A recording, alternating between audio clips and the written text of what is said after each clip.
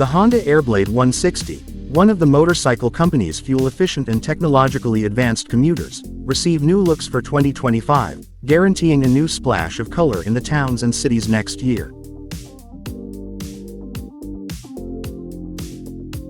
Powered by a new generation 157cc, liquid-cooled one-cylinder ESP Plus engine, the Honda Airblade 160 generates peak power of 15 horsepower at 8,000 RPM, and top torque of 14.6 Nm at 6,500 RPM, which proves more than enough in making your way through city traffic or going full throttle in long drives.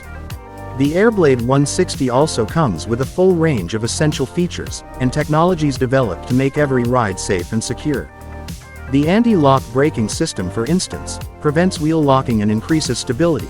There's also the idling stop system that automatically switches off the engine after 3 seconds of being stationary, alongside the engine's economical fuel consumption of 47.5 km per liter.